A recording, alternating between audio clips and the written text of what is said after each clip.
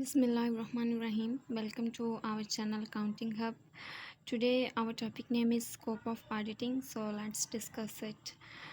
Scope of auditing means कि audit का जो scope है वो कहाँ कहाँ पर हमारे पास जो auditing है वो कहाँ पर अप्लाई की जाती है। तो आज हम इसका स्कोप ऑफ ऑडिटिंग को डिस्कस करेंगे। वो कहते हैं scope of audit we mean the extent to which it deals with the organization, कि इसकी ऑर्गेनाइजेशन के साथ ये किस हद तक डील कर रही होती है। नॉर्मली जो ऑडिटिंग होती है वो हमारे पास वो कह रहे हैं professional bodies regulations audit agreements के साथ हमारे पास डील करती है। तो इसकी डेफिनेशन हम पढ़ते हैं ताकि हमें क्लैरिटी हो जाए। ऑडिट जो होती है हमारे पास an audit is an independent examination of financial information of an entity और ऑर्गेनाइजेशन। जो ऑडिट होता है हमारे पास किसी भी फाइनेंशियल इंफॉर्मेशन का, अकाउंटिंग रिकॉर्ड्स का, trading profit and loss account का, हमारे पास उसको इंडिपेंडेंटली एग्जामिन किया जाता है अकाउंट्स को। अब जो ऑडिटर का काम होता है हमारे पास होता है कि वो चेक करे अकाउंट्स को। अब चाहे वो अकाउंट्स के अंदर प्रॉफिट हो रहा है या लॉस हो रहा है, वो उसका काम नहीं, उसका काम सिर्फ अकाउंट्स को चेक करना होता है। Of legal form and such an examination is conducted. जब इस तरह की एग्जामिनेशन को किया जाता है with the view to expressing an opinion thereon, तो उसका मकसद क्या होता है कि कोई भी जो ऑडिटर है उसने किसी भी तरह के अकाउंट्स को एग्जामिन किया है, तो उसका मतलब है, उसका जो मकसद होता है कि वो इन अकाउंट्स पर अपनी इंडिपेंडेंट ओपिनियन बताए कि वेदर अकाउंट्स जो हैं वो हमारे पास प्रॉपर रूल्स एंड रेगुलेशंस के अकॉर्डिंग बनाए गए हैं या नहीं बनाए गए। उसका मकसद, ऑडिटर का मकसद प्रॉफिट को ओरिएंट करना नहीं होता, जस्ट ये होता है कि हमारे पास उसने ये अपनी इंडिपेंडेंट ओपिनियन देनी होती है अकाउंट्स के रिलेटेड। आगे हम डिस्कस करते हैं कि जो ऑडिट का स्कोप है वो किन किन चीज़ों पर अप्लाई होता है। तो बेसिकली जो हमारे पास ऑडिट का स्कोप है हमारे पास 3 चीज़ों पर अप्लाई होता है, जिसमें आता है नेचर ऑफ ऑर्गेनाइजेशन, कि ऑर्गेनाइजेशन की नेचर कैसी है, लीगल एंड अदर रिक्वायरमेंट्स के, उसकी कानूनी रिक्वायरमेंट्स क्या हैं, कानून के क्या तकाज़े वो पूरे करने चाहिए, एंड सम जनरल कंसिडरेशन, और हमारे पास दूसरी चीज़ें क्या आती हैं। सबसे पहले हम डिस्कस करेंगे nature of organization. Nature of organization में हमारे पास 3 पॉइंट्स हैं, जिसमें आता है profit and non profit making organization, small and large scale organization, registered and non registered organization. सबसे पहले हम डिस्कस करते हैं प्रॉफिट और नॉन प्रॉफिट ऑर्गेनाइजेशन। अब जो ऑडिट होता है वो किसी भी ऑर्गेनाइजेशन के किया जा सकता है, चाहे वो कोई चैरिटी या फंड मेकिंग इंस्टीट्यूट है, या कोई भी प्रॉफिट ओरिएंटेड इंस्टीट्यूट है, या हमारे पास प्रॉफिट ओरिएंटेड इंस्टीट्यूट या नॉन प्रॉफिट ओरिएंटेड इंस्टीट्यूट है। नॉन प्रॉफिट में हमारे पास NGOs आ जाते हैं, ऑर्फन हाउसेज आ जाते हैं, हमारे पास non profit making organization like cooperative societies वगैरह हो सकती हैं। तो इन ऑर्गेनाइजेशंस का भी ऑडिट किया जा सकता है। वो कहते हैं it is often presumed that audit has its application profit making organization. वो कहते हैं पहले ये कंसीडर किया जाता है कि जो ऑडिट होता है वो सिर्फ उन ऑर्गेनाइजेशन का किया जा सकता है जो बिज़नेस करती हैं, जिनका जो मकसद होता है वो प्रॉफिट कमाना है। लेकिन वो कहते हैं ये बात ठीक नहीं है। Audit has its application both in profit and non profit oriented organization. Audit का जो स्कोप है वो दोनों ऑर्गेनाइजेशंस में है, चाहे वो प्रॉफिट मेकिंग हो या फिर नॉन प्रॉफिट मेकिंग हो, जैसे कि NGOs हैं, कोऑपरेटिव सोसाइटीज़ हैं और दूसरे इंस्टीट्यूट्स हैं। सेकंड पॉइंट है हमारे पास small and large scale organization. अब जो ऑडिट होती है हमारे पास स्मॉल स्केल ऑर्गेनाइजेशन पर भी अप्लाई की जा सकती है, ऑडिट करवाया जा सकता है, और लार्ज स्केल ऑर्गेनाइजेशन जैसे कि पब्लिक और प्राइवेट लिमिटेड कंपनीज़ होती हैं उनमें भी अप्लाई किया जा सकता है ऑडिट को। Audit has its application both in small and large scale organizations, but the extent of audit varies in each case. वो कहते हैं small scale business the auditor should examine the business record in detail. अब जाहिर है अगर small scale business है, like proprietorship business है या फिर हमारे पास पार्टनरशिप बिजनेस है, तो इनका जो स्केल होता है हमारे पास लिमिटेड होता है। स्मॉल स्केल बिजनेस होती हैं, इसमें जनरल एंट्रीज बहुत ज़्यादा नहीं होती है, अकाउंट्स के में जो हमने एंट्रीज पास की होती हैं, लेजर अकाउंट्स बनाए होते हैं, हमारे पास बहुत ज़्यादा नहीं होती, कुछ एंट्रीज ही होती हैं। तो जो ऑडिटर होता है इनको डिटेल में वेरीफाई कर सकता है। जबकि जो हमारे पास लार्ज स्केल ऑर्गेनाइजेशन आती हैं, जैसे कि private limited companies and public limited companies, उनके अंदर बहुत ज़्यादा ट्रांजैक्शंस पास की जाती हैं डेली बेसिस पर। तो ऐसे में जो जो ऑडिटर होता है वो क्या करता है, the auditor adopts a test check policy to examine the accounting records.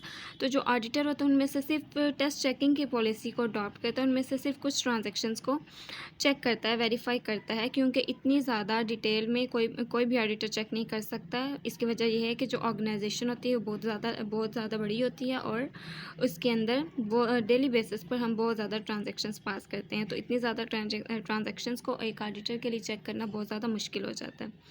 Next point की तरफ चाहते हैं, registered and non registered organization. Registered organization वो हैं जिनको गवर्नमेंट की तरफ से रजिस्टर्ड किया गया, और नॉन रजिस्टर्ड वो हैं जिनको गवर्नमेंट की तरफ से रजिस्टर्ड नहीं किया गया। तो जो ऑडिट होता है वो कवर करता है the registered as well as the non registered organizations. The accounting records of both registered and non registered organizations can be examined with documentary evidence. दोनों के जो रिकॉर्ड्स होते हैं, दोनों ऑर्गेनाइजेशन चाहे वो रजिस्टर्ड हैं या नॉन रजिस्टर्ड हैं, उनके अकाउंट्स को डॉक्यूमेंट्री एविडेंस के साथ, डॉक्यूमेंट्स के साथ हम एग्जामिन कर सकते हैं। सेकंड जो हमारे पास जो ऑडिट का स्कोप अप्लाई होता है वो हमारे पास है legal and other requirements. Legal and other requirements का मतलब है कि ऑडिट करने के लिए हमारे पास किन चीज़ों का होना ज़रूरी है, या हमें ऑडिट करने के लिए कानूनी तौर पर कानून हमारे पास क्या कहता है कि हमें किन चीज़ों को अप्लाई करना चाहिए, क्या रिक्वायरमेंट्स हैं लॉ की। बेसिकली हमारे पास इसमें 3 पॉइंट्स आते हैं, जिनमें आते हैं हमारे पास रेलिवेंट लॉ के ऑडिट के लिए कौन कौन से लॉस हैं। सेकेंड है हमारे पास इंटरनेशनल स्टैंडर्ड ऑडिट के, जो ऑडिट के लिए रूल्स एंड रेगुलेशंस बनाए गए हैं वो हमारे पास इंटरनेशनल स्टैंडर्ड ऑडिट के थ्रू बनाए गए हैं। एंड थर्ड हमारे पास टर्म्स ऑफ एग्रीमेंट के, हमने जो एग्रीमेंट किया उसकी क्या शराइत हैं, उसकी क्या टर्म्स और रेगुलेशंस हैं। तो अपना फर्स्ट पॉइंट डिस्कस करते हैं रेलिवेंट लॉ।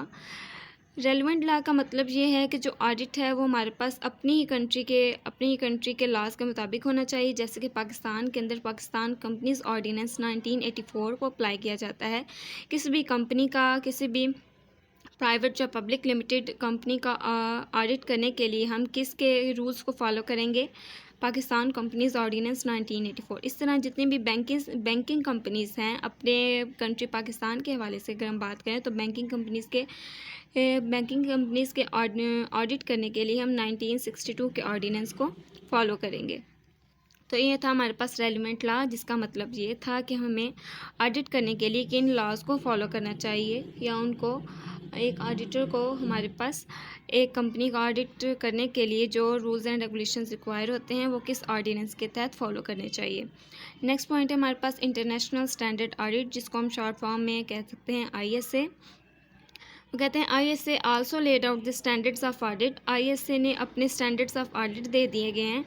अगर हम पिछले पॉइंट से बात करें तो इसका मतलब ये होगा कि जो रेलिवेंट लॉ है वो हर कंपनी का डिफरेंट होता है, कि जैसे कि पाकिस्तान में कंपनीज ऑर्डिनेंस 1984 है, इंडिया में और होगा, अमेरिका में और होगा, हर एक कंट्री का अपने रूल्स और लॉज होते हैं। लेकिन अगर जो हमारे पास इंटरनेशनल स्टैंडर्ड ऑडिट की बात की जाए तो ये हर मुल्क के अंदर सेम अप्लाई किए जाते हैं। इनके दरमियान कोई डिफरेंस वगैरह नहीं होता कि ये पाकिस्तान में सेम अप्लाई किए जा रहे हैं तो ये बाकी कंट्रीज़ में भी सेम अप्लाई किए जाते हैं। इस तरह इन दोनों को रिलेट किया जा सकता है। नेक्स्ट पॉइंट है हमारे पास टर्म्स ऑफ एग्रीमेंट। इसमें आता है in some cases the scope of audit is determined by the terms of agreement between auditor and client. वो कहते हैं जो टर्म्स ऑफ एग्रीमेंट है वो क्लाइंट और ऑडिटर मिलकर डिस्कस करते हैं। क्लाइंट और ऑडिटर के दरमियान जो टर्म्स ऑफ एग्रीमेंट होते हैं उनको फॉलो किया जाता है। For example if an auditor is appointed by proprietor, अगर कोई भी जो ऑडिटर है वो किसी प्रोप्राइटर ने अपॉइंट किया है तो the scope of audit will be determined in the light of the agreement between proprietor and auditor. So जो हमारे पास ऑडिट का स्कोप होगा वो उन एग्रीमेंट्स पर होगा जो ऑडिटर और प्रोप्राइटर के दरमियान डिस्कस किए गए हैं। फॉर एग्जांपल अगर प्रोप्राइटर ने उसको जितनी इंफॉर्मेशन दी अपने बिजनेस के बारे में और जो टर्म्स ऑफ एग्रीमेंट हो चुके हैं उनके दरमियान, वो उन सब चीज़ों को ऑडिटर फॉलो करेगा। थर्ड जो हमारे पास है जिस चीज़ पर ऑडिट का स्कोप अप्लाई होता है हमारे पास है जनरल कंसिडरेशन के। सबसे पहले हमने डिस्कस किया था उसकी नेचर, देन हमने डिस्कस किया था कि ऑडिट के स्कोप के लिए कौन कौन से लॉज रिक्वायर होते हैं, और जो थर्ड में हम डिस्कस करें जनरल कंसिडरेशन के। इन दोनों चीज़ों के अलावा जो हमारे पास बातें आती हैं वो सारी जनरल कंसिडरेशन में आते हैं। सबसे पहला जो पॉइंट है हमारे पास है ऑल एस्पेक्ट्स ऑफ ऑर्गेनाइजेशन और एंटिटी। एंटिटी मतलब भी ऑर्गेनाइजेशन ही होता है और ऑर्गेनाइजेशन का मतलब भी किसी कोई इदारा होता है।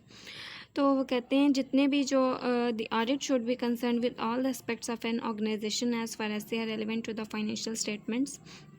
कि जो ऑडिट है वो हमारे पास फाइनेंशियल स्टेटमेंट्स के तमाम एस्पेक्ट्स को कंसर्न करता है। उसका ऑडिट का ताल्लुक फाइनेंशियल स्टेटमेंट्स के साथ होता है। फाइनेंशियल स्टेटमेंट्स में डिफरेंट चीज़ें आ जाती हैं, जैसे कि प्रॉफिट एंड लॉस अकाउंट आते हैं, बैलेंस शीट आती हैं, और दूसरी हमारे पास स्टेटमेंट्स आ जाती हैं। A small entity has limited functions. एक जो छोटा इदारा होता है उसके कुछ फंक्शंस होते हैं, जबकि जो हमारे पास बड़े इदारे होते हैं, बड़ी कंपनीज होती हैं, उनके पास ज़्यादा फंक्शंस होते हैं। सो जो ऑडिटर है उसको चाहिए कि वो तमाम फंक्शंस को, ये जितने भी एस्पेक्ट्स हैं एक किसी भी ऑर्गेनाइजेशन के, either it is small organization और large, it should cover all the aspects of an organization, कि उसको चाहिए कि वो हर एक ऑर्गेनाइजेशन के तमाम पहलुओं को डिस्कवर करे या तमाम पहलुओं के साथ उसका कंसर्न होना चाहिए। नेक्स्ट पॉइंट है हमारे पास रिलायबल इंफॉर्मेशन। जो ऑडिटर होता है उसको चाहिए कि वो अपने क्लाइंट्स के साथ या जो हमारे पास अकाउंटिंग स्टाफ होता है उसके साथ उससे रिलायबल इंफॉर्मेशन ले, ताकि रिलायबल इंफॉर्मेशन उसके पास होगी तभी वो हमारे पास अकाउंटिंग रिकॉर्ड्स को रिलायबल एग्जामिन कर सकता है। अगर उसके पास रिलायबल इंफॉर्मेशन या सफिशेंट इंफॉर्मेशन नहीं होगी तो हमारे पास फाइनेंशियल स्टेटमेंट्स को अच्छे से एग्जामिन नहीं कर सकता। नेक्स्ट पॉइंट है हमारे पास रीज़नेबल एश्योरेंस। एश्योरेंस का मतलब आप ये कह लें कि रीज़नेबल एश्योरेंस मीन यकीन दिलाना या मुनासिब यकीन दहानी करवाना।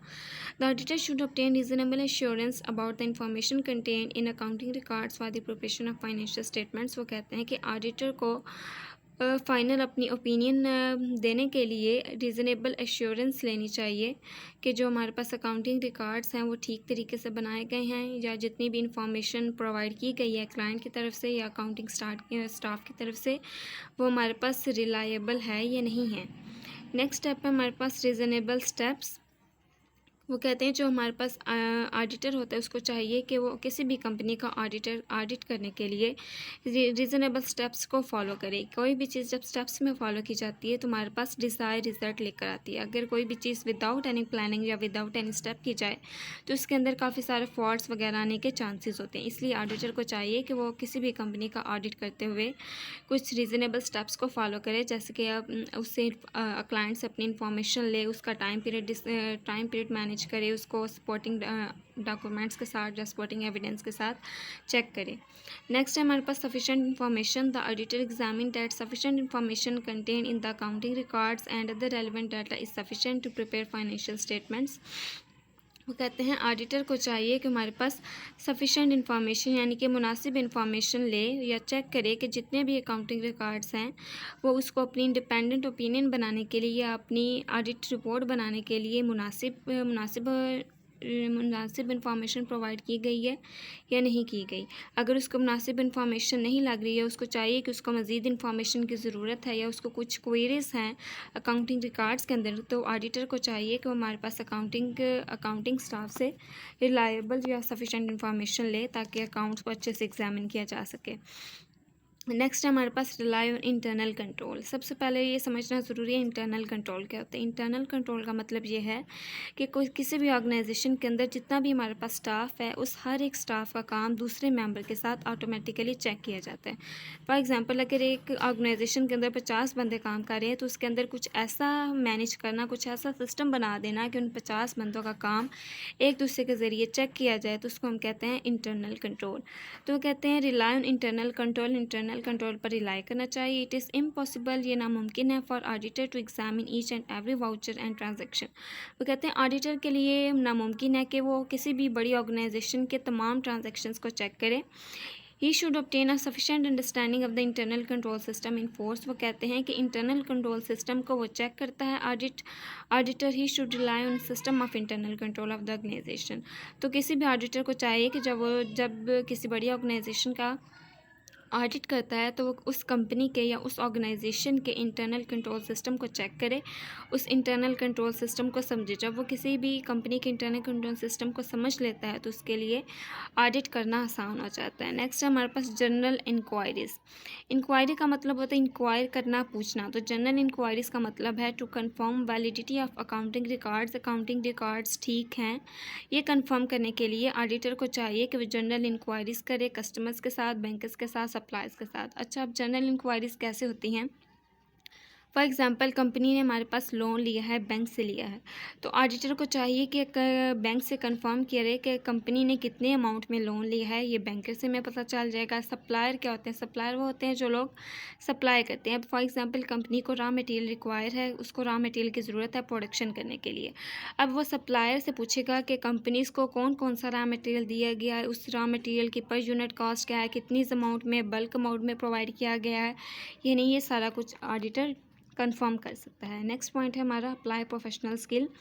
प्रोफेशनल स्किल का मतलब है कि जो ऑडिटर है उसका वो स्किलफुल होना चाहिए और उसको अपनी स्किल्स अपने ऑडिट के अंदर अप्लाई करनी चाहिए। तो प्रोफेशनल स्किल का मतलब ये है the auditor should not rely on certificates और मैनेजमेंट, के जो ऑडिटर है उसको सिर्फ सर्टिफिकेट्स पर रिलाई नहीं करना चाहिए, बट ये should apply his own professional skill and knowledge. उसको अपना नॉलेज, अपनी स्किल्स वगैरह और अपना एक्सपीरियंस के अकॉर्डिंग ये सब कुछ मैनेज करना चाहिए। ये सारे अकाउंट्स, जितने भी अकाउंटिंग रिकॉर्ड्स हैं, जितनी भी इंफॉर्मेशन हैं, उन सबको अपने प्रोफेशनल स्किल के अकॉर्डिंग हैंडल करना चाहिए। नेक्स्ट पॉइंट है हमारे पास कंपैरिजन, और ये हमारा लास्ट पॉइंट है। कंपैरिजन में हमें कहता है the auditor should make comparison between the accounting records and financial statements to check that same data has been used for preparing the financial statements. Financial statements में आते हैं हमारे पास profit and loss account, balance sheet वगैरह। तो वो कहते हैं कि जो ऑडिटर है उसको चाहिए कि हमारे पास अकाउंटिंग रिकॉर्ड जितने भी बनाए गए हैं उनको चेक करे, जो हमारे पास फाइनेंशियल स्टेटमेंट्स हैं उनको भी चेक करे कि दोनों में कितनी रिजेम्बलेंस या कितनी सिमिलरिटी पाई गई है। अगर उनके अंदर फैक्ट्स एंड जो फिगर्स हैं वो थोड़े से भी अल्टरनेट किए गए हैं, चेंज किए गए हैं, तो इसका मतलब ये है कि इसके अंदर फ्रॉड वगैरह किया गया है, कोई एरर आ गई है। तो ऑडिटर को चाहिए कि हमारे पास अकाउंटिंग रिकॉर्ड्स को भी ड्यूली चेक करे और जितनी भी फाइनेंशियल स्टेटमेंट्स हैं उनको चेक करे। So our topic is done. I hope you will understand. Thank you so much.